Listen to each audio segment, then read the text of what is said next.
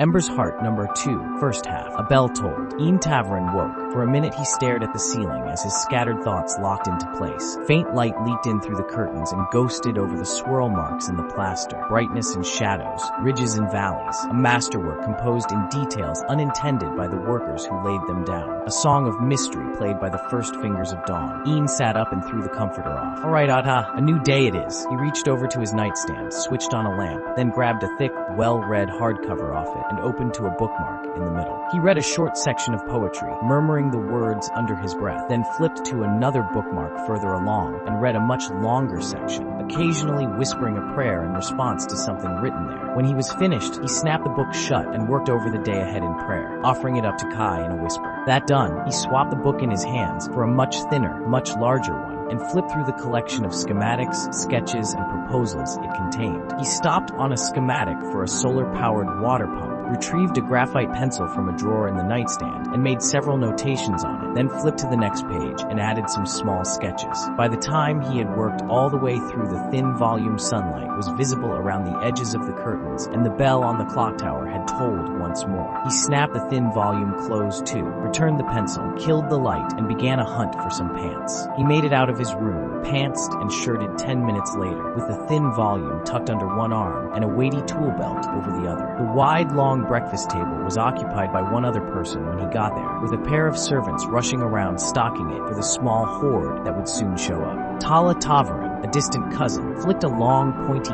ear at him in greeting, but didn't look up from her plate of eggs and smoked rabbit. He tugged on one of the iridescent green wings furled at her back as he passed her and slapped the book down on her other side. Your turn, he said. She glanced at the book, then went back to her breakfast. You know I only do armor and weapons. There's a new suit for the army in the proposals. Half steel, half kren. Also, father wants you to look at the new blast furnace design. Tala looked at the book again when Ian mentioned the suit and freed one hand from eating to flip to the relevant section. Ian smiled and found a plate for himself, stocking it from the heaping bowls at the center of the table. He added a steaming cup of dark green-brown hocks to that and sat down next to Tala. A moment after he started eating, two teen boys came in, looking like a perfect set except for the parts in their tiger-striped hair being on opposite sides. They each grabbed a plate, filled them with precisely mirrored motions, then sat down on either side of Tala and Ian, tiger tails flicking as they started eating. So, the one to Ian's right said after a pause, "When's the wedding?" "What wedding?" Ian asked, while Tala sighed and ignored the proceedings. Indeed, the twin to Tala's left said, "What wedding? You two have sure been hanging out a lot together lately.